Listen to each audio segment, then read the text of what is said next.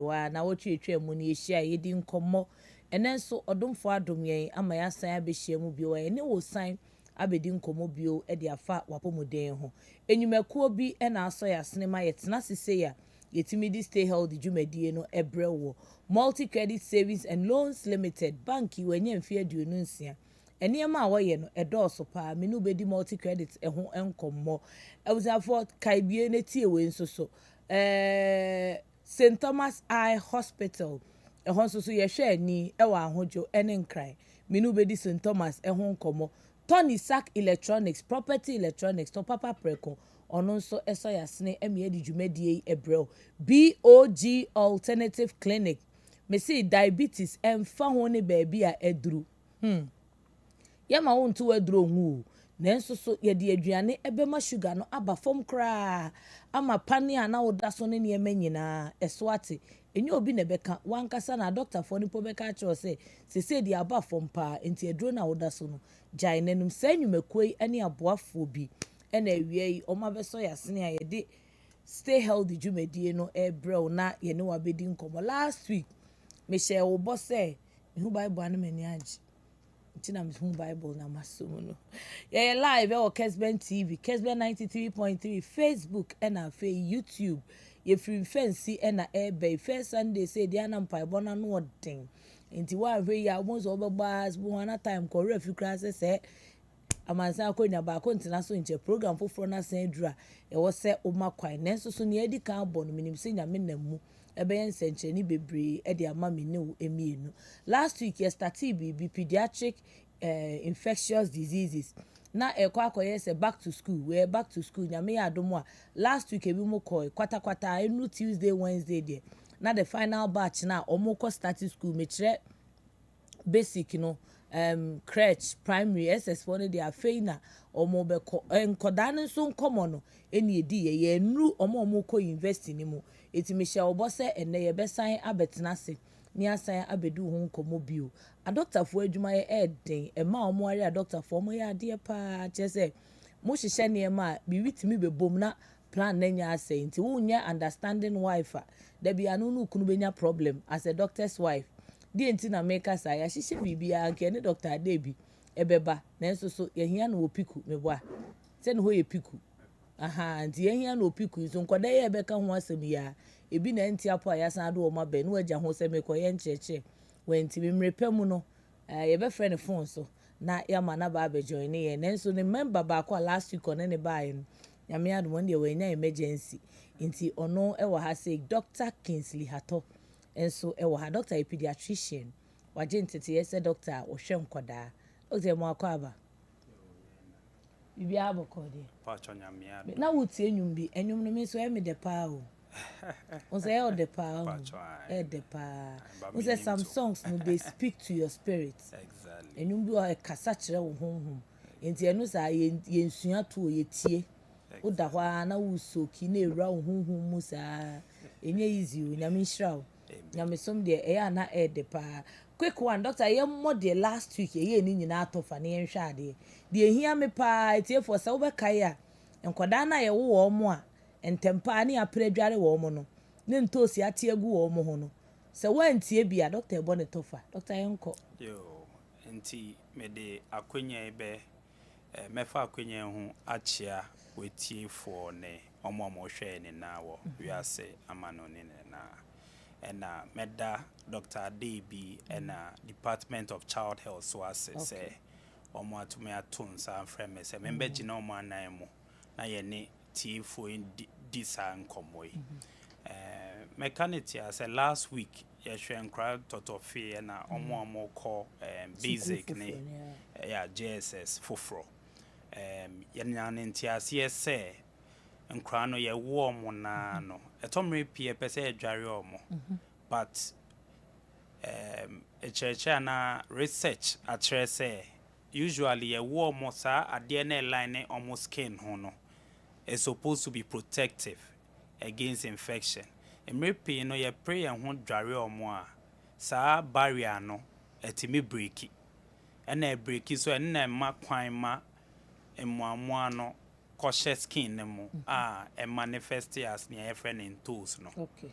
na brony beka say impetigo Impetigo. Nti last week na ye boss say owo mo empro ho ndware o mo Pentamu nsenso bucket be 9 num. Nti per 1 or 2 days be na. Okay. And more settle into the new environment and sana was started dware o mo gently. And I san kai bibi ka antibiotics nso akoda ne bo wa ne amano. Yes. Ni hwini mu so nsu ya ne amano. Eno so mo ka say ya enye den. Yes, a church mo say near cause infection there do bebre. Almost 5 classes mo. Okay. Most of the time near cause cold and near man crane bo ya viral. System na nkasa te me kuntiano. Viral na wo man antibiotic. Antibiotic is for bacteria. So a virus. And no sa no enye eyi ne hwe but rather no good rather na be affect the system no. And now say ye nipa duane mo ankasa no bacteria bi hihye mu deda. Okay. Aye from normal flora and a good bacteria emphanesa. Now utafa antibiotic at a point a bit me affected sa normal bacteria no. And time I won't hear antibiotic is so no. As I say wafa antibiotic abra won't hear antibiotic no.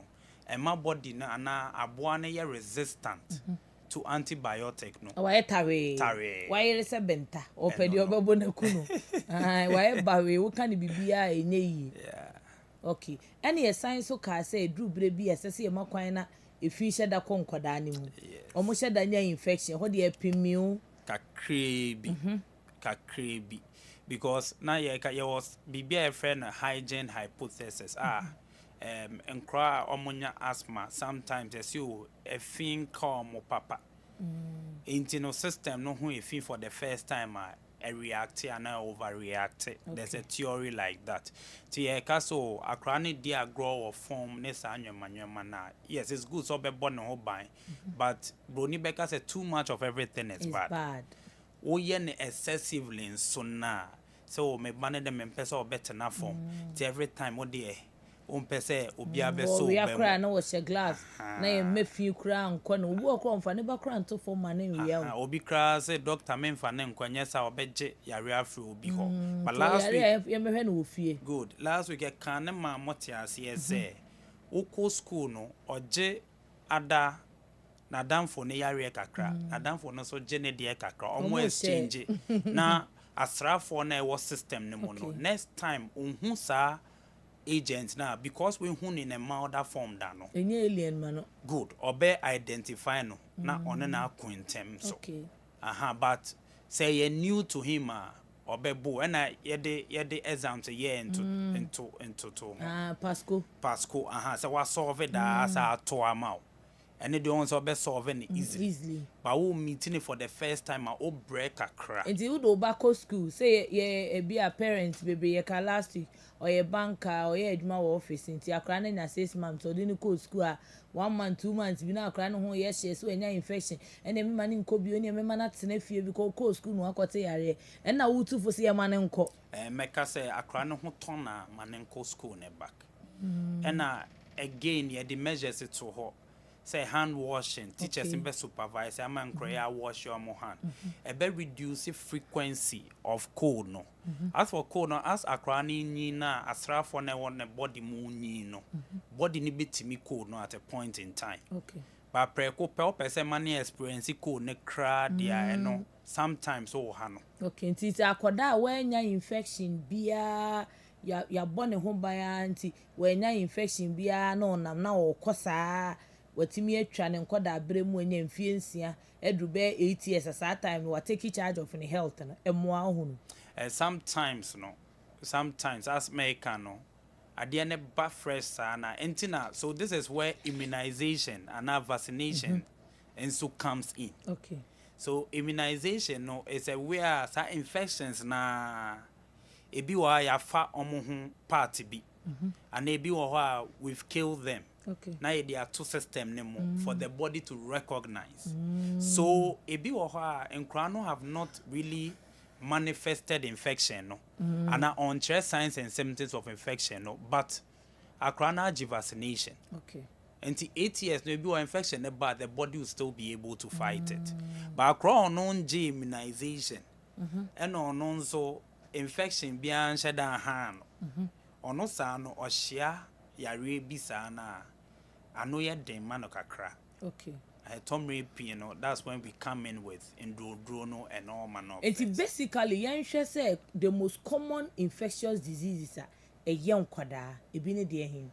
And usually cold, near ten hupa, kata, the winimu so, or there, but I mean, in and out, obisio, mame cough syrup. Usually, a crown is under 2 years, I am man cough syrup. And because, I mean, it do be on a side effect. That's a cold, no. Ebi ensio ba ebi ensio fi omo hwini mu ba ebi ensio emma esisi so near be na wo onu akona ne die esisi no usually so what we do is most of them are viral. Okay. Enti akra no ho ye hye enti na hu hia se obekwa ko hu doctor woko hu doctor na so no aye ne checks assessment ye lab ni nwema hwe mo ka se oh we dia say is more viral obeka so ma antibiotic e ma wo bumfu on tia se one farm. Good. Say a show say a bacterial la obeka say obe more antibiotic. Okay. Entina enye so oka so me be yare and ye man antibiotic enti fufuro ya yare enti no. Obo when to ko to me ko antibiotic aka ho. Okay. But yes here. Enti ko doctor na obe di nkomo. An antibiotic bebre enye ohunu. Enye. E so ye hunu say no ne kumwa ne ntemu na. Aha, ena emwa ni ho na say wo num antibiotic na. Normal emwana e wo body ni mo e wo say protect akra no sa antibiotic no onye ejuma anya nti no okwa akokun omo ye man ba nkasa no o man ba pafo no okokun omo ude enwansena ho ebufuo abri wukro emwa ni nim na so wano maduro na maduro no okay as a military folk or pet kronfo achi omo ana skate esi na wakọ normal civilian on say to maybe a man for complaining ye hu dede onka hu bi the same is true for antibiotic no chromophobia ni ho I mean no terrorist is in the board now asoma asrafo na backup so onko boy meanwhile there is nothing like training, that aha and normal flora no and a good bacteria na air protective no and no na antibiotic no with time e be clear. Okay. And I know cry woman and no be or side effects. So when using it for the intended purpose, not all no, rather than helping the child. TB almost started no me don't know no more about so doctor. We make no crow cause my no me dree, but me economy akra no rane. Those are some of the side effects. A drone and case so the amano. What the amano na afani yem. Good. That brings me to the next infection. And come back the diarrhea. Next infection no. Diarrhea and vomiting maybe no a viral. Nkora na omu ko school foforo no. Good. Se menim se aduane na omu di no se den fani yem. Maybe na viral like a fin what table so and at that stage no almost a come we no temtem. And from hand to mouth. A cosana system nimo. A money run. Let me be quick to add say immunization no a bit or rotavirus they give against some of these things but sometimes they still run. Nemo no run near then there was all yet. I was all pet ORS or fee ORS me sure some my phone in name the way I know. Say most actually fear dear crass good cocoa to a now wouldn't see you going in chin now what prepare ama cray or cock toilet and so ne biana no money be. Okay. But usually say announce here quickly for ne hospital. Eh ani so yeka se fin woni yem to ko toilet nsuo ne fin bi ko. Sa ne ani e ya adwen. Say e fin no e ko no e ba ne nsuo sa no e wo say yenya ne ntiase say ada nyema na e wo body ni mo e boa body no to function. Say ba ne jo nsuo sa na e twen sa nyema ne nso. Enti enye efin nkwa na ma ye hoya sa aha enti menka sa yensi eyina no efin e be se menka sa yensi ano yente so and yente so na enye yi kakra mmereka ma na enye nsunsu sa nsunsu sa de edi bibia e pra bibia akọ enti first aid eno ani ORS no ORS sa akoda no ekọ sukuu ba e oja ne nan ne nsuo ne nam ne ho ebi wonka ebi ni nka so so ebe na wom enti no principle no ne say ne whatever everybody ni mo kọ no e wo say we replace say na be ya body na nkasa betimi a function a correct problem no dia fa se bi ajanan ne moni mu afie mu kọ no ye mfa kwan bi so nsan hyem ne ma yes okay and no na that is where ORS no comes in and I was zinc tablet and so zinc tablet is to replenish the body's protection against infections enti no ya na mu chemu for zinc tablet omo de to dispersible omo de to omo de atu afransuo no na ebi kwa de fra ORS na ebi timid yes sir now the amananom ano okay enti the principle tia na say o replace nia every system ne mu because o China say ekosa hwembe mu a eno na nipa no ho so timisa na nipa na ye aha dese ko boni nsuo eno nso wanye fast amfa na mba hospital na akoda ne asemfo yesi nkoda no nso omo fisa na unya line no baby a ntini na mudi nsuo fam ne mo ye mere bebre a mo hwehwe a mo hu eye den tina mo timi hwe o mo tiri hu nyina bo akwa bi na nsuo na me tiri hu no kre enti eno no eye common thing a o ko antenatal ye trel o ko weighing ye trel because I know you're one of the earliest preventive methods. And I know sa wo ye na sana se still continue krana so ba e bit me assess ya krana ka so o ye na ye fa we jedo we de koka ho. Then that way no ye admit o. Okay. Ba o jana sa krefi also sometimes also my menhwe on replace it. But the time we be realize no na ne hu so ni na asa. Doctor, mama fa unko ekire ho no. First infection no common cold no yes say one na downfo no mo exchange normal enu nti wo ka se akwada ne yade kora na yede na ekọ no de sign kwada ne nyina no wo sign na ba konso so bia na the immunity wo form na team a ye indirectly no ye nim but the yesu ebe me hu se sa de no na ye so enti mama te honom no hu kakra so that make clarify I'm sure question will be on the mind of a lot of the listeners. Sure. Enti niaye can say sakrana nya code as a last week e kan ye. Enti sakrana nya code na se ne ho mfa no a. Manen tinefi. Okay. Ana in this day and age, you say bank and ye pe obi alternate arrangement. Okay. Po bi ma akrana nko tena nipa no ho. Or if there because is a way I will cost between isolating from the friends and no son so sometimes a bad thing unless school no dedicated sick baby or the sakran and kwan beto and yes or call the best time crana akano okay and it will become a problem for the entire school and the best wo for no once oba home fa no ne ho aye ne hwene mo so because aye contagious and at that stage no want to make us say any no yonko yin diagro at that stage talk to the child nicely, let the child understand then fresh school no and trauma so because of ABC I can't bring my child in. I think the teachers will even be grateful. So assignment be Kronbeka, so can you pass by the school pick assignment and farm man send a be ya akra so on kchi good. Yes, I jump here diarrhea. They say number 2. Yes. Most common infectious diseases in Kwadano. Diarrhea honum. Yes. Say fit mani mu ampacho mo fanche akwada fie kra de an hadwen. O jane nine na ye man ORS kakra. Na so hwe ne nanu ne nansa bi a wo se yensa amfa ne nko.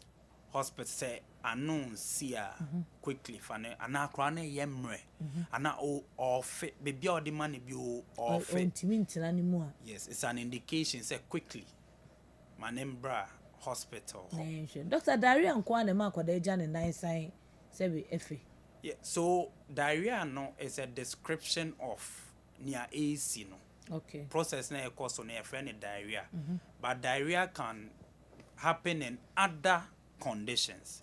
Conditions for dodona or that can also manifest as diarrhea. So diarrhea is a symptom of a certain condition. Of different conditions. Okay. Diarrhea can happen alone due to an infection as a virus ARA system. Okay, and it can also be a symptom of a certain condition. Other conditions. Okay. And sometimes in Dunduna, the man crown also to me cause a diarrhea. Enrobeniani, the moment to miss our form. Oh, antibiotics. Of antibiotics, especially. Antibiotics, especially. Do don't have that trait. Do don't say amoxicillin is Nasefono, almost one of our common side effects in diarrhea. Yes, breastfeeding mothers, no diarrhea no one you. Aquadan will directly on shed the near Drianibia, so more bones are running. Eana Mamma Drianibia would be an effect to Aquadan as well. A Tomre Pino is not really about Adrianina Mamma. Entina Mrepine advices say, O Mamma, and son of a breastfeed you, Bano. Wash your hands. Okay. Ye crano ye encourage bottle feeding. Rather than ye encourage ye cup feeding or cup feeding bottle. Ye feeding bottle. And this is one of the reasons. Aside the fact that it be a causing your friend and nipple confusion. A crano sometimes we don't know one of one because a crano put milk no. But it's because of confusion. Yes. But the main reason they say sometimes I can so my wash feeding bottle. No one's milk so what jar to obey 3-4 hours. Bacteria ne started from say, and a bacteria ne cause diarrhea so maybe growing inside. What you say? And a feeding bottle in so no. A day free source a bad direct. Original from factory. And I hope I say order to be before from more. And yet then there can be contamination along the way. But some people express no for no. Na or the ama kwadani ko school. Yes. O kwa ejuma why express be the ashe wo memu the ama ne say on fan ko school ya na the ama because on pontem.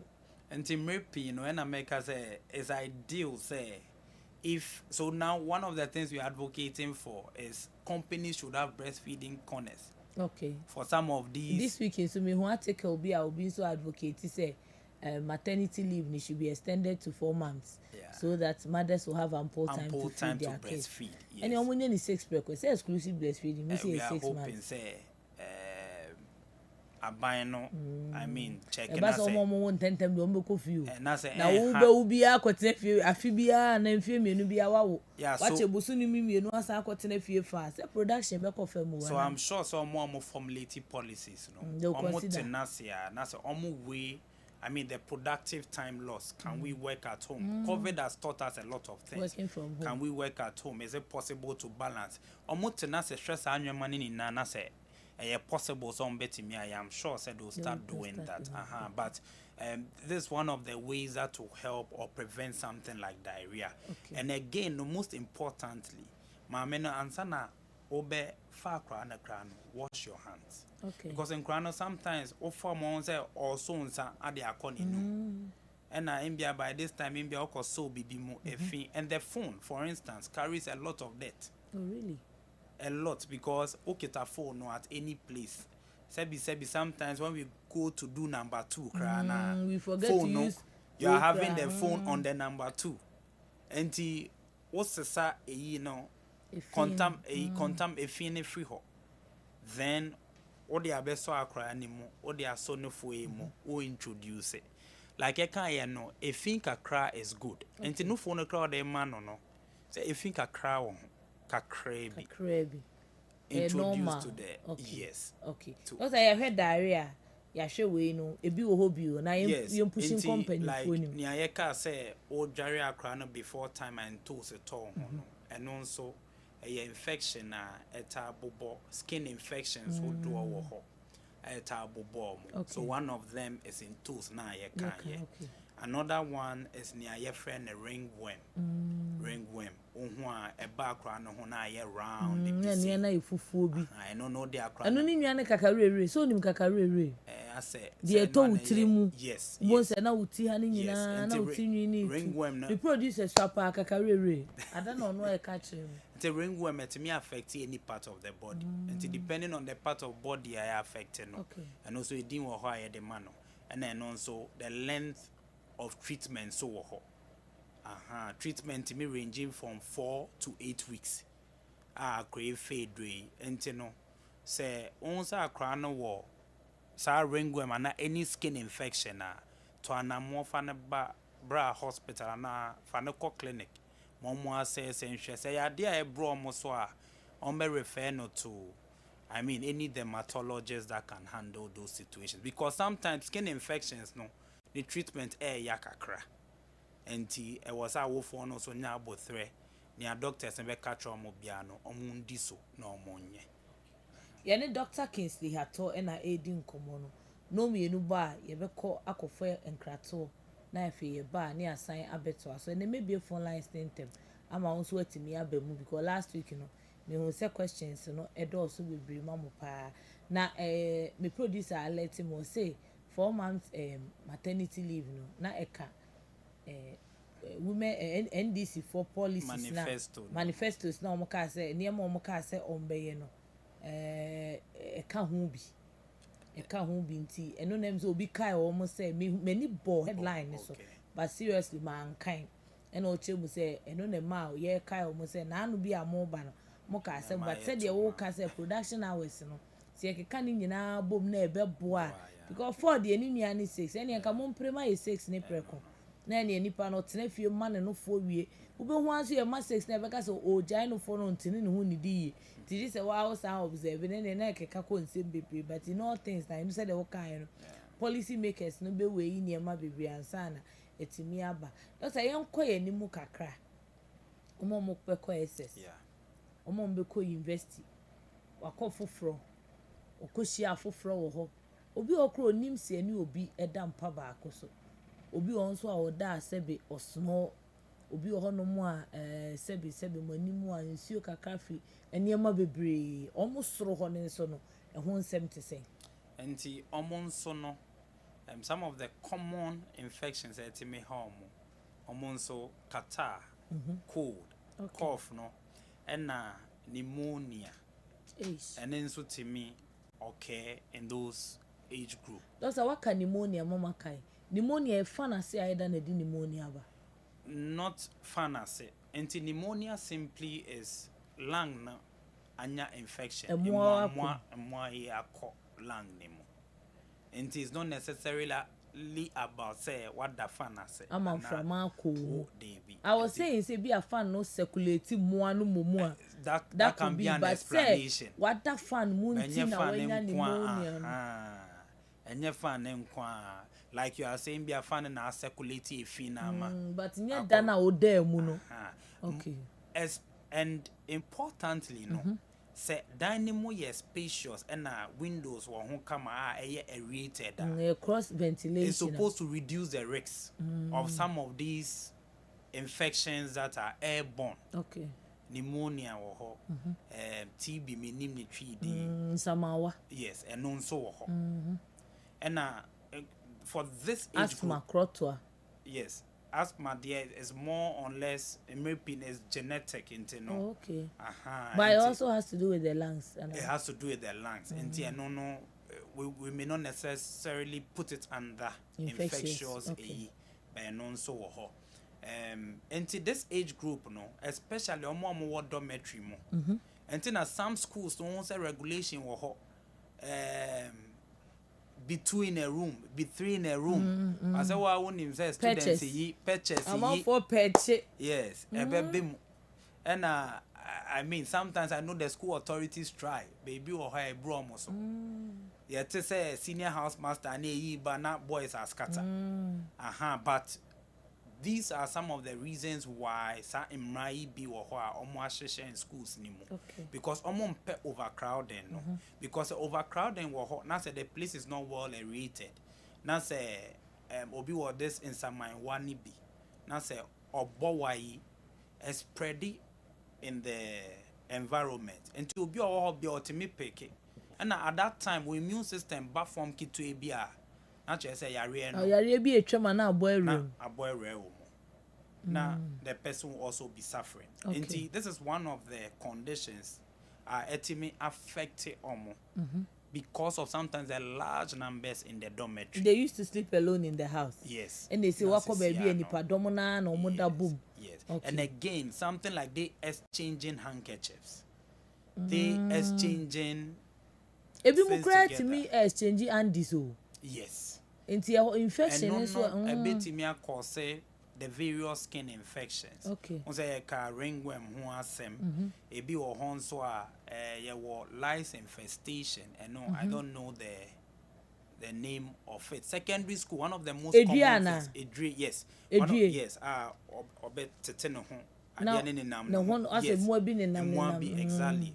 Lice infestation and also but sometimes when you are changing hairbrush as a secondary school use the hairbrush senior bass or Miss Mommy use the hairbrush ni bi. If you want to mean cut they be. And also spoon in so fast and also until lice no ewo pom ne mo a or transmit it from one person to the other person. And we have what we call scabies. Scabies in so ho. And no Andes is annual no more change. I mean sharing the same Andes. Laboro in same no.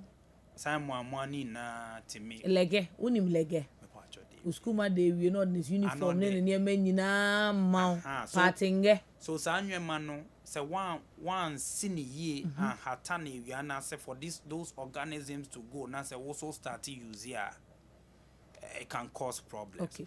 Well, you know, your guy is needed, but sharing common washroom. A janine beer, we say we two dear, but they say, said you fear now on quality. Roommate be ko and now for be ko a honest where they will have bread or more. Yes, and no, a photo I made the Bema, menu no more secondary school, invest in as much as possible. Keeping the washroom clean after you use it is as much as your responsibility as the next person coming to use after you. And jaho film enko. Who you see we na say what say I mean get tissue, clean up the place. We are going and wash your hands so that the next person doesn't come and pick up an infection. Because no cry woman say nipa ne pick infection na sa nipa ne the same infection no best sign one kasano. You may be on treatment for the infection, but any panel need treatment so. We na yare no kono, afina ni panel so apeke yare no. Then it becomes a cycle going on. As much as possible, Mestre school authorities know if it's possible. Ensure say these washrooms and these places they use are kept clean. Okay. Said the be I say baby ombe woni nyina ebetimi aye kama na akoso e de amamo. That's like me sign atwa ba eche bi o. Sa na na questions na ye e ba say na akosi say. Won say nkwada na omo sha school ase no. Obi o wa 6 months. Obi ha 4 months. All started school no. That time na onye ni di nti afa na say ye be man solid foods because the mother will not be there every day to breastfeed him or her. Ehɔ no ɛyɛ na infection kakra bi bam. Yɛsɛ mo friend winning. Ye eat na free no fo ano ama wo be didi. Ye die ni bi no. Ye starting the saying, ye the mom same say bosumi etwa mu ya na breastfeeding month. Ye kan exclusive breastfeeding. Na nkofo problem ni say woman no fo ne nko a bosumi nsia na. Wo sha ase say woman ni die hu ana say edoso won enum. Enti ye fie for the adwin say bosumi na na ka start man di mu oduro. Ewu so na ye mom di fie na na wo ko school. Afi di sorry bosome nine e man aduane sei no e de yade bi ebre wo mo ana. Okay, and usually no recommendation e won say akra bia ideally on no milk no for 6 months exclusively abra one man and so ne bibia but to me bia embia sebi obi aluze ne maame and at a point maame ne yare on to me breastfeed akra no. How do we go about all these things? I'm not sure say your time no be permitted, but let me just go straight to the point. Now, Accra no winning off no is a very critical area because in Accra no omo nya kosho ko ye more nourished no most of them is during that time, the weaning period. Now weaning period no rule of thumb ne say will replace it and what the idea can for so no it should be something that has a similar consistency to no phone so no. What do I mean by that? Idea no best starting from light food no yen so kakra. Then as the age advance no ultimate light one no that will increase the thickness no Umamudro ne kosoro. then at a point we be semi solid near friend hono at a point is soft then by a soft ya o makwa benku abantimori no sa no no most of them may not be able to eat it. Okay. And most of them may not be able to stand it. Okay. But this is where the infection comes in. Adwane bi wo ha yet to ho a akra no ntimi finish ni na atego. Nya de esi ho. Wo de si ho ebi wo ya nkata so. Ye fan she fridge papa mu so. Good. And na ebi wo ho a ye conserve akra ne back a ye nka ne shikakra. Ye hiti. Yeah, the manasa by then Mamwana settle. Almost started for men and Mamwana, so the truth they say, multiply in terms. Send nipa there, it take you about 9 months. And say Genesis one pan a day it will be fruitful and multiply. Almost there, some of them in a matter of minutes, not almost multiply. Some of them in a matter of hours, no more multiply. And as we said last week, no, do now or you can't see with the eye. And to whom the food is okay. Okay. What they man but it's problematic. I was after ye kodwa so aba ye ba ye befa calls no ama de wo wonti ase no so wabisa BOG alternative clinic BOG enedi BOG vinegar abedwa so hospital he said the brofu di ne kan it is an alternative clinic where ye the diet wadidie ene sayade but on anu bi na wotwe etwa mu no ma me bi esi ni sugar. Dr. Sugar, they are cost pa na yese. Sugar. Me patcho bisa question bi am. Sugar, diabetes no. You can say sugar na cost pa na da say. Enti obi a we didi, I mean random blood sugar there anything above 11.1 no. Ye hu na say disturbing. It was say onipa kon there na edru be 17.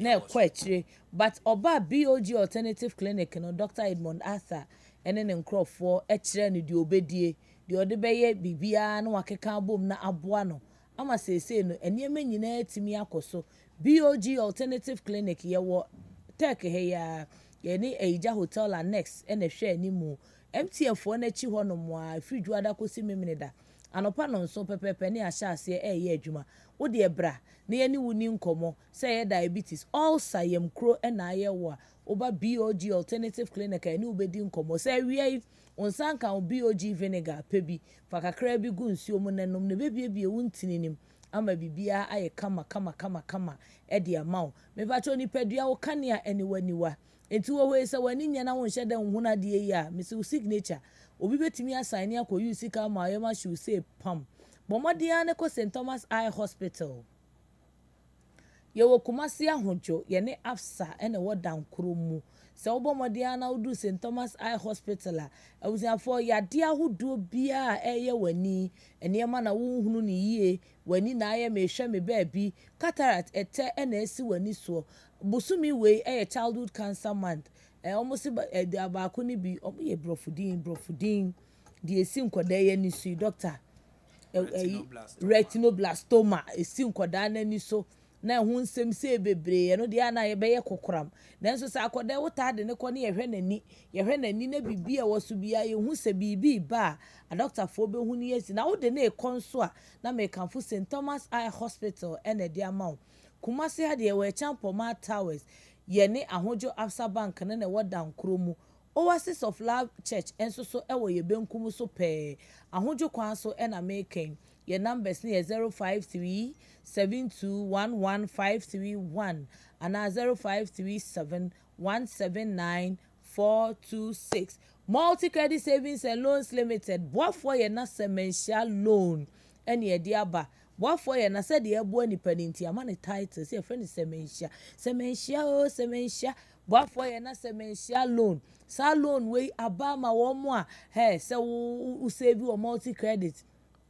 Unsave you ho echina no pa ko di ko boru a multi credit branch bi a wo kwa wo semete se ye ka wo Kessben TV so se semenhia bi apie fia ha yes ya wo ha no ne boafo ye na e de na wo pe wo se mi peska kakra de akohye madwumam na wo account wo se meni aka bansuro o how bi ani echi ne ubedi nkomo kama ne ye loan no ye de mo wo esa ne wudi nkomo kire wo kwane a wo be fa so a wo de be ye adwuma fa pen ne paper matome boa mama aba ne fa pen ne ma na tro number yi na frɛ na me ado emfrɛ sesi a na ekosi ada mo anya home misremu mu ye mobo wate ye be de mu asiso ne ye be ye ko hiti stew ye twetwa pa agu so de mu ye ni di nyambo acha no mafrem pamcho 03220 Executive Secretary, good afternoon, Evelyn. 03220 374 123 03220 374 123 050 125 7556 0244 882402. Fast processing period. Na chese oba enche na wonsa ka loan no. Low interest rate yensi ho eyekuma bi. No collateral awowasie bia eni ho. Afei nso so kura yesi wo Kristo so no ejina fa pempa so enu ti ni bibia ye kama multi credit ye foundation no eye solid into ba gi esika de ye adwuma problem bia eni ho. Maame Tony Sake mo akwa bibia boko de okay abusia for ye Tony Sak aso ye na eni omo komo kakra minute du a edi animu no ye ne Tony Sak bon komo mpacho enko miwi a mebie phone lines no ama sesi about 214 pepepe na maba ofie bio na ye bie phone lines na question na ho Tony Sak ani ebedi nkomo ye mo akwa pacho me Joseph stadio ewie boko de nyame adom ye de nyame ase na doctor ka say aduane ne ye di si ho ya amfa anhye fridge mu ya anye ni sei ne ye de amankoda ne sa fridge nso de eye property no kure wakabi eno anti na meti hey property electronics ye a mega promotion okay na ye de ne say ye adwumako a ye tonso home appliances say bia refrigerators and as air conditioners washing machine na ye de ne say ya to ne din say fufu promotion send ye ni din cho no say fufu na ke say ya tete ye niam no so aba form ya te so fufu promotion ya tete so aba form say na be ya o manfo ho be han wo mo ba so ate ase ya na ubenya me bia ofia ho be han so betima ye adwuma na kama han nti ne che say ye panyin no o manfo no dadwen eda ne so e na o say wa ye fufu promotion nti no ya te ne ma no so ye hwinhwan so na de say ne say property electronics say enya niam ne nko ana wo to ama wo anase enya niam papa nko ana wo to ama wo na emom no opese wo de aduane ho nsem apomode nsem ka so property no eno ana ye Tony Sak me pa cho Tony Sak na ye the company's name mother name no na property electronics na ye the brand's name eno mu fidie na mo de ba fidie no fridges na ne be obi say so property na so Tony Sak property electronics na na kese ye bo ho de ru pa cho ase na ye de say tin bia me ba ha no me de aduane ho nsem kakra ye be cheche kakra say aduane fridge mu ana ye de che no kre mu na ye di from nyame pa next week ye be sua bibi kakra for full storage say we dey aduane she fridge ma contaminate because enye say ye ton fridge na ma nko but ye be sure how a obesi bi akra nafa say na be ya unkodi na san ko fa how nye dey embro apomo dey na say to da kwa fa so aduane she fridge contaminate no Sam me pa try be no nyame pa next week no ye be kom yi be na dey introduction kakra na me say ye ka say aduane ankasa ye den aduane ya dia ewo nuane nro aye di ko eni pedue ni mu a edi dwumade ahodo bebre maye but sake of time ni nti no and can say importance of nuane to eni pedue no aduane maye energy si edi dia onya ahoden and na ko say wo di ko adwuma so ho se ahoden ye dey ewo mu and esa wo nuane no esa abo ahye eni pedue and esa maintain eni pedue pa so ase eboy me nyini esa maintain ye and esa abo repair one tissues can say kwamwa ni bi wo ho a wo se ye dey ye repair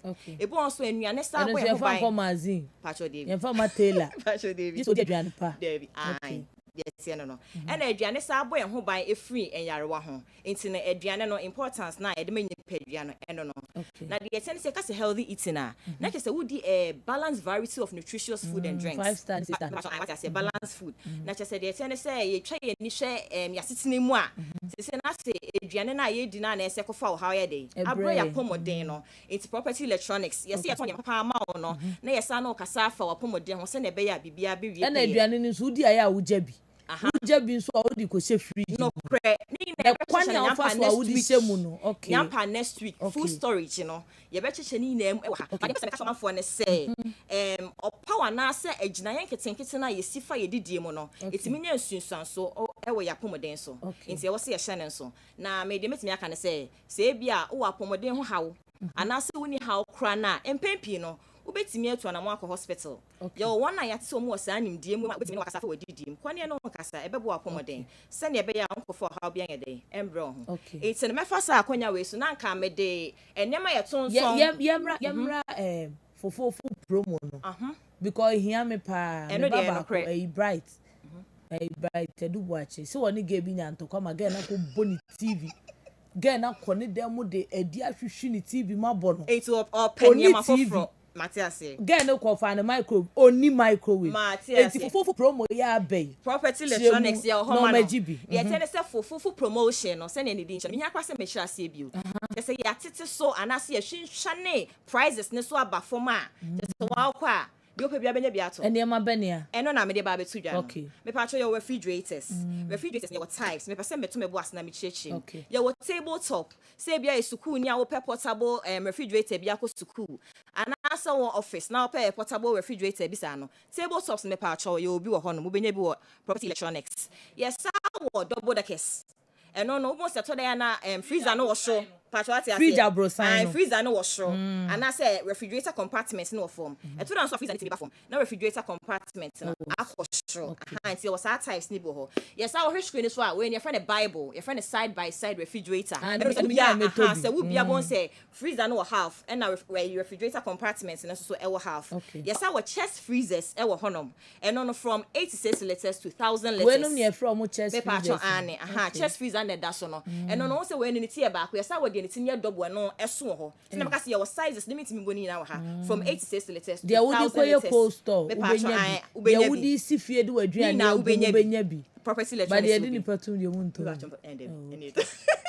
and your display refrigerators ya ka say display as na need nche no eno na kire ne ma wo ton ko store abon say no transparent drinks na egum no wa kasa wo na etwetwe akọ no send your that screen is no it's we no say bia ra ne malls and na supermarkets and na kasa wo hall o pesa wo this drinks na egum me pa cho adaroma ubetimi atwetwe make up property electronics yo we ni na wo honom yes our air conditioners e wo honom sizes bia bi 1.5 horsepower to 2.5 horsepower pa cho no so benya bi eno nti police ebe air conditioners ni wo fridge wo no na first ni bo obi bi ba fufu mate so me pa cho wonim e baburu wadwe na wonte ase so me pese me kasa bebre wo hanom wo de wa tu anamon na bra showrooms ni me wi am de akira kwan betu dwan obi take mu osi kire ni ba bia mo na nsa na air conditioners me pa cho e akira kwan no kuma ase wo 3 branches but any some necessary no around and as across the regions no yasa distribute products no just oko baby a obenya property electronics near mato your branches no kuma ase no ye wo oyerepa echi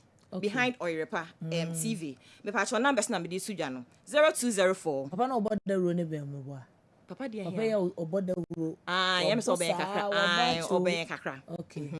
Se patch your number na me di sudwa no behind Oyerepa FM and as TV 0204 020 292 02042 92 424 Me say susu bio 0204 292 424 and na yesawo edum ho na so yesawo opposite New Melcom patcha no number na mdi tudwa no 0244 119 236 0244 119 236 me patcha okosunya ne nso a ye Cocoa Board opposite OA Transport Terminal. And so number nam di sudwan 0273. Sunyai for mu di enie 0273 260 606 0273 606 and be on so person utu a have about pages na so akra mo number ni 0538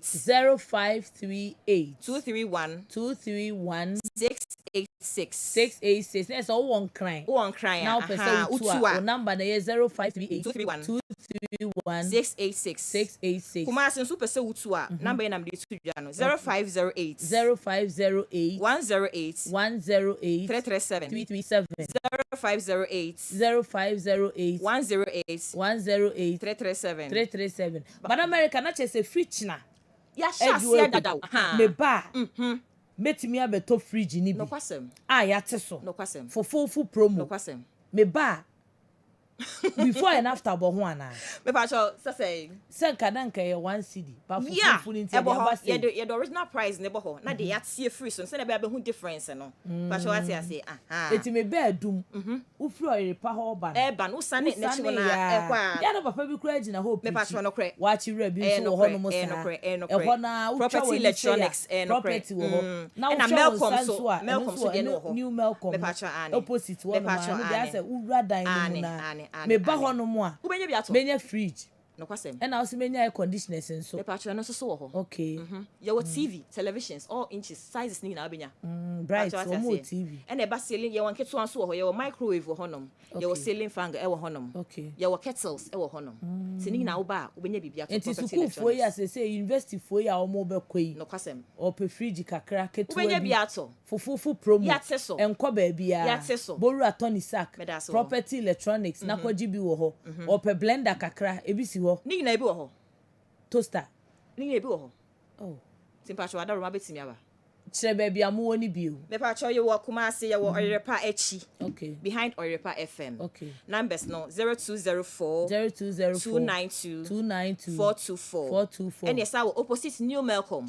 0244 119 236. Yes, I was Sunyane Coco Board. Opposite OA Transport Terminal. Okay. 0273 260 606. And I'll say Utsun Sua Accra 0538 231 686. And Akumasi Super Sotua 0508 108 337. Not just up a ubetu. Me pacho ai. Now the coverage in fofro. Me pacho ai. Ekotonwa. Ofra. Me pacho ebe okama. Okay. Into the person me can say. Delivery. Me pacho ai. Me friend mo say. Ofra. Me fridge. Ye be okama. Ne boy is saying. Na ma send mo momo.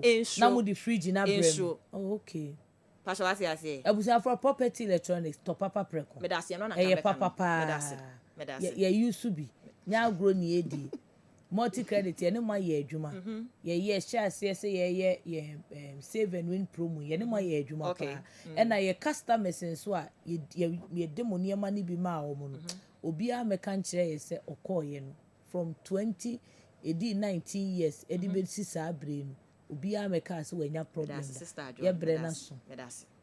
Yes, I wish I never next week. What's the matter for Tuja? Okay. Erika Chedompre. Erika Chedompre. Angelina Chedompre. I was here for Manusia, Wadaruma, from Yamepa, China. Okay. From Mondays to Saturdays, 7 a.m. to 6 p.m. Me patrol Yamepa, China, to Tumrika, Nebejo, dear, our property electronics. Yes, yeah, dear, to Papa Precon. Okay, now Uncle say, Uncle Jao Quem. I was here for a free Tony Sack Electronics, property, Tony Sack, and a ton property electronics. And you call her by to Papa Precon. A China may add more bomoding, a court na kodruho. Multi credit class, you go so your higher purchase low. It will kokra ni esanya for fufu promo ya ni esanya no kabo man alla gege. In fact ya dwen mo ho ama ne nyina etimi akoso ya da mo asese motena ase twen yen ma ye kodi dwa e bae doctor unya fridge abeto unya microwave abeto me do be ko property electronics why o de wa kokra abomidin okay catch am say me na me sebra. Why? Special discount. And no, for yes, I'm out 444. Yes, I to be where the mouth 0551 444933 0551 599933. You go so pediatric infectious diseases and here they bury ye. Into free sabreak was say no me no baba community at the 9 no. Ye the amount fret. Not the how or no dear won't say the last week. Now person will be say I went to me no. Fabra na yen come out 0551 599933 0551 444933 ye be friend Dr. Adebi na ono so wo bi opese ode eka ho ede man oba asem ni nyina tofa ye gu so friend no producer be ba yen sakana ye de betu dwa. Hello, good afternoon. 4933 hello Dr. Adebi. Hello. Afternoon. Kame free TV ne ho why? Yeah. Frost and aka say Good free. afternoon. After your papa. If I'm Judith. So Judith, pacho it you. Me bacho. And some of can best make kakara. It's your papa. Mbacho me dasi. Muka ntare so be yesha ntare secondary school na force ntare a omokrade ba no. Yeah, no so amanfo ahye. Yes, some for to brace your panties near the idea. I know some person who say no so side effect and I then I know so. Course a ban ya fa my boy. Doctor. Yo, better say. So Second hand clothing. so ideally no, Santa dear ni na no. I was say usini na wo hata me wo. And ideally so betimi iron so iron so that emwamwa ye wo mo no heat no betimi ekum mwamwa and a detergent nso na hon dem betimi akum mwamwa. Yesi kanyina nyepe ne obi a ne betimi ato study nti uto anu wasi preko 0551 patrol buy no lower TV na my kaka 0551599933 0551444933 unso betimi afre na odo question aba o se second hand clothing no e ho ya asemo. Hello, good afternoon. Good afternoon. Ejampa che frost na aka se free. Akam ede nidin de Said Abdullah me kasasi mfeni ase. Say do yetie o. Gacha se mo hoye de. Yankopon adom na unso e. Mbeda mfeni fu na ase. Na ayi fit click na hasam na me kese mbi se ya be yana fi ato. Eno de say aka ba bia obenya no ye se bredum why Tony Sack why. Yo mate. Asinyame sha 0551 599933 0551 444933 unso betimi afre na wodo question aba na yi ano e de ama. Hello, good afternoon. Oh, wentimi enyina so 0551 599933 0551 444933. Hello, good afternoon. Hello. Pacha Frost and aka say free. With Ibrahim. Ibrahim. But the say, if you say, almost a boom, Pacha oyente onken yo. me see on my boom number, and it's a friend. Mo bonsa. I'm a boom number. Okay, o se enkwada bi a nine more re no. Enkofo mbubu no di infection ba na. Okay, I say omo ne nam Ai, abochi phone. Yes. And no meka say one of the ways mojamu yare ni bi is transmitted ne say we use same equipment will be so wa fam one na every ho I will use it on another person and not to me the sa yare ni biba. Okay. Hello, good afternoon. Hello.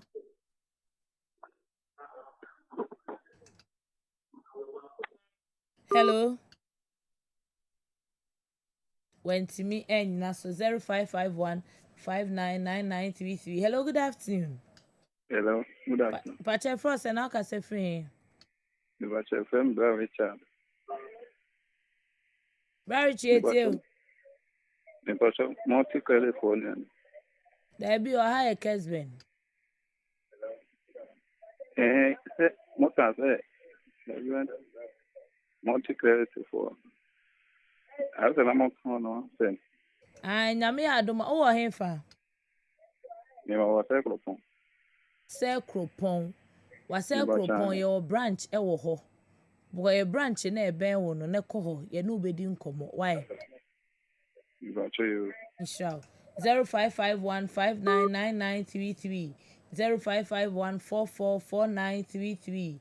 Unso betimi afre. Hello, good afternoon.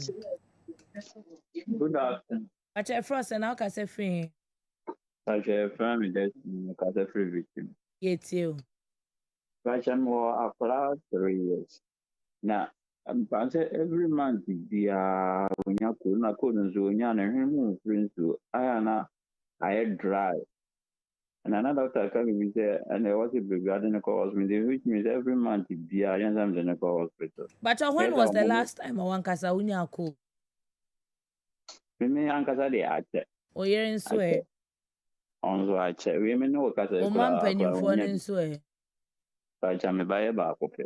Ono nko na. Die nti a me bisa ne say bi ana obi kofa ba fie ho. Na aba wo no ne so doctor, o say 3 years every month unya cold. Yes. And one of the ways I bit me reduce frequency na man and say on do fear on washing the hands. Ne do fear on honensa. Akra no so free school by ya yemfan titi o mo intem. Okay. Ti mo free school by ya kitchen and ko washroom ko sa. That way no emwa na de na your friend microbes from last week no. E won san no ho no. Obetimia I wash it, I bring it down quantity no. So na be ya say bi raw body ni mo kra na body ni betimi. And me pese me share and cry say akra no onyi I check quarter by 5 years, 6 years no. Body no will be able to handle that and sometimes sanyo maybe and onya botre kakra na onya nyoma ya ma. Hello. Okay. Hello, good afternoon. Fine afternoon. Oh, okay. I'm also. Okay. Maybe 3 years. And baby, I know, but one and Hanos. And I'm Yanka Sam. The boy attack. Like, we blame now on across 3 years so we had the same problem, infectious diseases. Okay, enti otabowa enti me stress say obeko hospital ama ye nhwehwemu because sometimes no the way okasa wa bowa che no etimi ye yare foforo bi enti omo hwemu na say omo bisa na question na so to make the length of time and the duration na the NC start ana ashase no ye betimi aye nhwehwemu na ye hu so ye yare we. And the truth of the matter is, and why are any baby no? There was specific a drum. Okay. A bit me a sunny array, a bit me a sunny banon so ya. Okay. 0551599933. 0551444933. Hello, good afternoon. Good afternoon. Process now can say free. Pacho Medibi. Kwame Nkwa, Kaseti Western of. Back on me too. Very 1 month today. Ayo na nai ayemeya. Be so me class na akwa so me 19. Ana me sem pese. Now the Akko hospital. Be the Akko hospital mama madran so anu sa nyai. Edro no no ni nyina. Manum ni nyina. Acha oye adwuma be. Be kuyani. Okay, doctor. Okay. Or say a best sort man te honey. Or say ne bini you know. Ne tie no. Ase no. Na fi aba ne ankle no. Okay. Okay. Bisa na ne age. But also a farmer. Or a farmer. So sometimes it me ye juma no. So. Enti eno sa no okọ hospital maybe o ho betimi amana akohu omo ye physio ne nwemanwema on betimi a kire no betimi aye to cope with this kind of problem that he is having. And sometimes etimi ye position no na age ne nso on say we ya brand here nwema otimi ye no as wonyi no e was all so by etomre pi no body yenti jai na still ye continue. Hello, good afternoon. Hello. But I first and now can say free.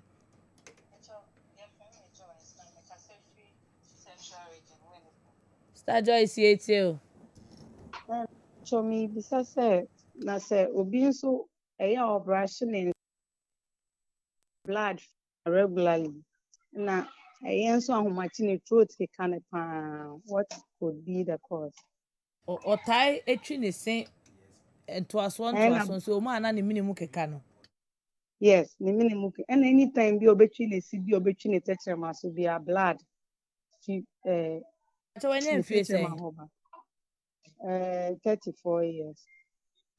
Okay, and the M say, and no ye empanyimfo nim say all kasa otwi ne se a moja ba any ade ye be advice say nka bi anipa kro no onko hunu dentist kakra onko na onko hunu dentist kakra na emoa no ye kɔ ahoma ne so na ye ne Dr. Adebi edi nkomo am say questions na ye ba no opese oboa yen na ye ka ho asem. Doctor, hello. Yeah, Adwoa. Doctor, Hello, Adwoa. yete onka eja went me ameka yensa but ye hu say obi ka o monitor remotely until ye ji we input ne kakra nsa ne asan abeto calls de so. And we be on function in a ejuma me the joining me, but me na kan ejuma no. Yes, no kre na monitor ni akɔso me kakra me tie ya doctor ka yeah, also questions for the keke on etie for no so questions are more a bizano. Yes, and I join mo kakra. Doctor ne ye bisa say enkwada no obi si 3 years wanya cold 3 years obosumi bi obowa minim say 3 ho no ya na infections no pege ne ma bi wo ho a I think it's kind of last week, akura ni no and also no benya infections degree and what's the fact na tina bie no because also can tina bie bi a ko school for or ben ni pa for infection no so the cost but a do be bia e be tia kokora na Kingsley Dr. Hato kai no a do be bia be 5-6 years corner on many class on your more we see over no always here watching check it ebi wɔ hɔ a nkɔfo baabi wɔ ebi na ebi wɔ hɔ so a nkɔfo mu esan sɛ yarewa bi hyɛ aseɛ nea ɔka sɛ ne ba no 3 months sɛ ɛnyɛ school foforɔ no wakɔ anaasɛ ɔkɔɔ school ne nkyɛn a because of nkyɛn a bɛyɛ 6 months 7 months no ɛno adeɛ a yɛde up to 1 year na ɛno na kyerɛ sɛ ɔkɔɔ nkyɛn so ɔkɔɔ yɛ akyerɛ na sɛ still onya saa problem a ebi wɔ hɔ a na ɛyɛ. Not over send a doctor can be something for this one. In send it to the person who say allergies will feel, asthma will feel, so allergies will hope and answer money can be known past. We have sent a change here, not a animal shots here, the money infections not. So this will have you need to say fake gastritis, so Korani maybe. And one also said, Omunyasa, I say acid, the both is Shimon said last America. And we want to be as a position. And the autoimmune infection, I feel the meaning in a share in the name of the old meaning. That's what I say, oh, we did it about a movie. Now, your mom a drug, a map, and also a suit. And so, when young Calbi see a pediatrician, which a doctor, and if you are in some Corano, so what could school if you are come on the Corano? On no epidemiology and also ENT for doctors always say in as strong or common that doctors no some will make me abwa ama make me assasa ya breast ideas sana make account and I maybe can so doctor me offer no no so say na obo wa be 3 times ya no obo one e bit me aba say crop to say na doctor kai na say nkishiwa I friend will be a friend as and when you over omo di mini obedi 5 years na say and so atiko e bi also almost twice so e bi na say when is na ye no say you treat you treatable efia kwa no you be stethoscope to treat na hra no ho an bo it makes sense easier because say the cost of down no make that is all over this is also opa na ya treatable fee na it me am a group of that just na manage that so no see chani who say in fish and as a coach or as they are make master and I'm going to be and a secondary school and and could not be found it is a sexually transmitted disease. Home na esha shepizri min kase bin na Africa ebi o handi o ko se kendi ko ngo se kendi so And also, Yaroa, a hard drink, and I'm many and your friend be a senior fungi, a year, crop, and it's and your man, that you are many of the big me and you do. It is over school, and as we also should say, we it may be a sem and in your baby, a GN inside so secondary school, it may. SU and said you're swatching, and so the movie into a idea, and so area is I think I can show make car or swabber a sexually transmitted disease. A friend sexually transmitted. So the kind of sexually transmitted disease that area and then. And crowd sometimes one man is getting you. The actual then kind of actual dealing for the moment and making the right decision. And near better how say the almost as is the better abstinence and make beyond that for your course. So I don't know near kind of almost to me say, me across secondary school to me say. Okay. I'm say across secondary school to me say. Uko suya de untimi say unsuya de my So you do so you see a church near and is a year or on transfer and you also for wonderful by a choir, the big boy company. The teacher a boy and a condom means barrier method condoms to be one. Near can be in so I said, before I said, the and the minimum or say, hospital, and make them withdraw a fair post exposure prophylaxis. You are able to say HIV. You are able to say gonorrhea, the basho.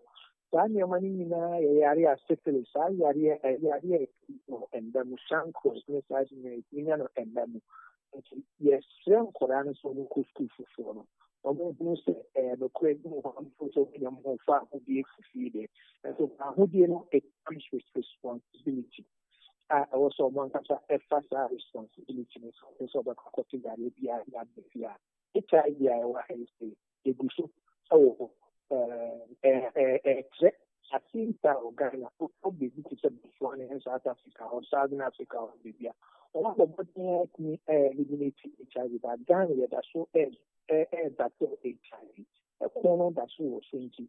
If it may have, I know when you beat me a catch and Corano, so who school and now I'm the film when free son the money millions in there on the apple was there question about it. Dr. John Adebiapia, Dr. Adwoa pa wo input a odi ama yen e wo saa asemi mu yedawase ye hopi se enche pii no ye be san ehye bio na yetimi edi nkomo ye obe minute du ye mfa course ne kakra. Hello, good afternoon. Hello, good afternoon. Lower TV ne kakra. Okay. Won se kasa ne samba. Bacho Walo wano. Bacho Edasubo. Bacho Malowano. Pacho yetio. Bacho your friend Ebenezer. Bacho ebe 6 months in it. Me call private me discharge some white fluid be me be mamo. Ben, what is saying? Bacho more 23 years. Okay, doctor. Yeah. Yo, okay. Yeah, that's it. Ben. And we I was said so I was all caught na on a doctor de hun komo. Komo we de enye nkomo e betimi edi wo TV so aha obebisa we nsem bi se na ebe ya obi hu root cause of nia wo kano aha obebisa we nsem bomode aka no kra wo mu bi a kire no because ohun no kra na obetimi aboa. Okay. Hello, good afternoon. Hello. Pacha Fro say now ka say free. Pacha Fro me friend ma. Pacha etio. Good afternoon. Good afternoon. Pacha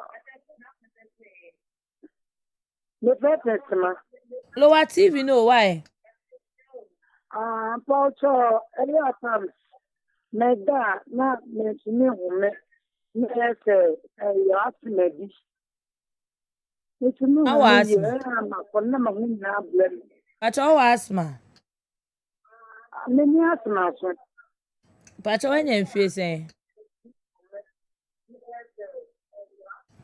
Doctor, also your dad so intimate home. Okay, so I was also caught na ye nhwehwemu because I almost say asthma no emre pii na ti me sha say Also only asthma. free in collaborate mo. However no nkofo bi wo ho a omunyi ye brain mo. We have near friend obesity induced asthma. Okay. Eno nso wo ho. Enti omunyi ye brain mo na omonso asthma ne sorry mom. Okay. So it could be that and now say etime yare fufuru bi kra. But no just any din komo one on one. And sana e bitimi ho. Okay. Hello, hey, when to me 0551599933. Hello, good afternoon. Good afternoon. But your first and I can say free. Your friend Adwoa Kyerewaa, the cousin free agent of mine. Miss your friend, Adwoa Kyerewaa, Siabo. You. Pacho, no more cancer.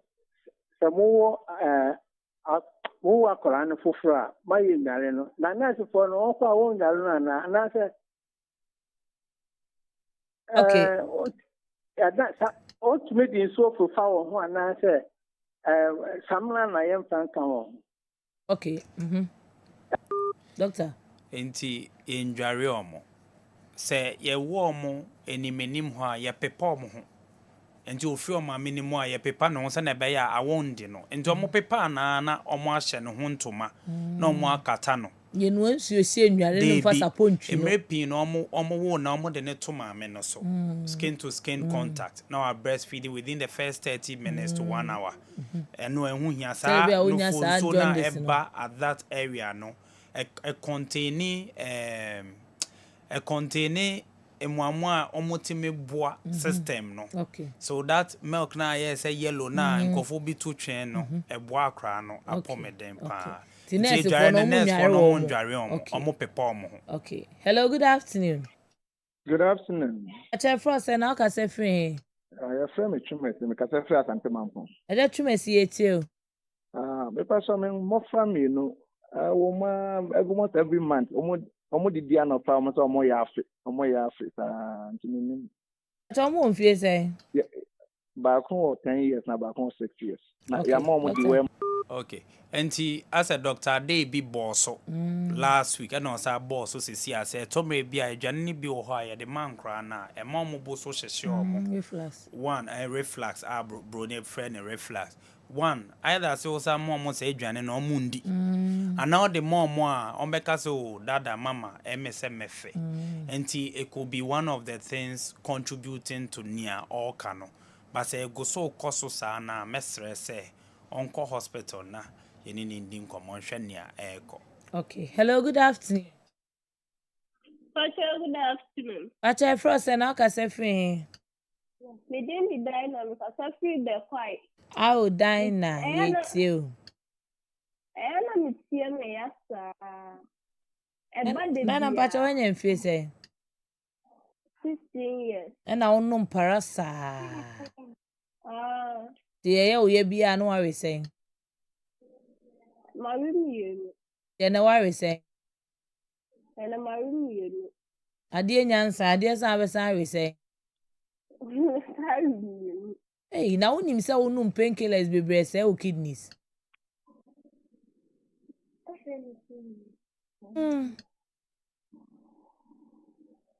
Yeah, Juma Bay. Coast. Doctor. There be an tea and tea crowd 241 you worry me, you know. Yes, enti etipaye I mean a symptom. Eti me pointed to yare bebre.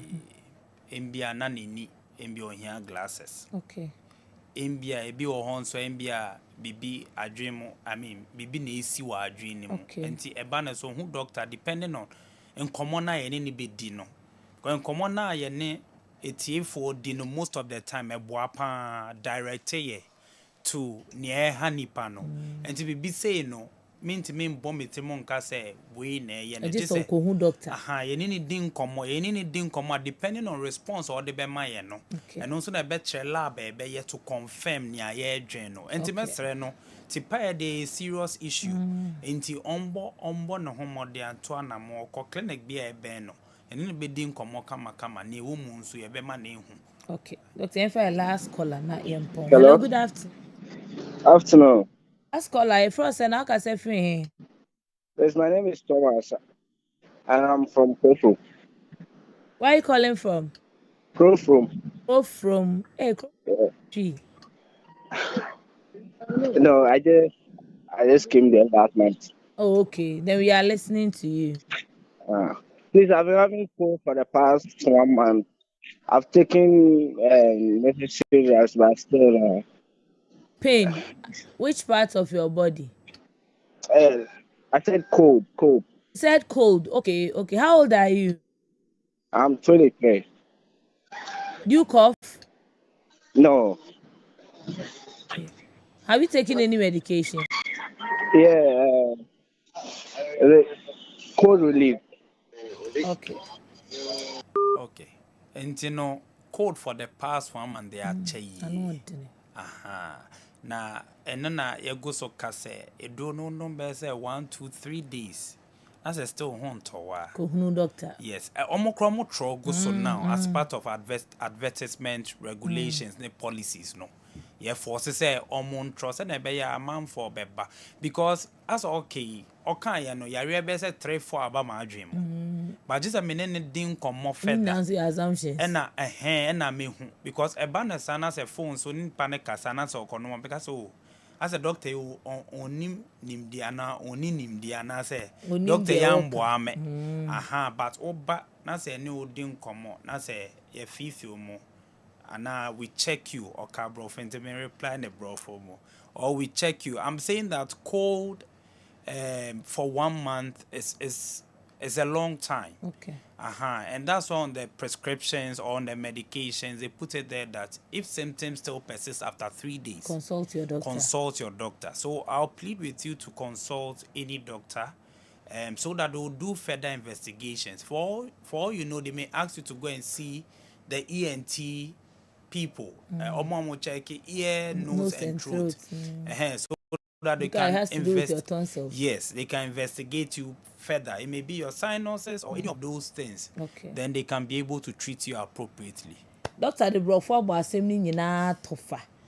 Aha na brebe makwan na wotwe mu no ye ne mo hyase enne ye ne mo awie minim se de esese wo hu fa pediatric infectious diseases bia won saka enyumeku eso ya sene multi credit savings and loans limited BOG alternative clinic St Thomas Eye Hospital Tony Sack omo property electronics multi credit savings and loans limited any producer any production team ye de aseda kese emamu nyina nyame ya adomo doctor wo bibika 1 minute.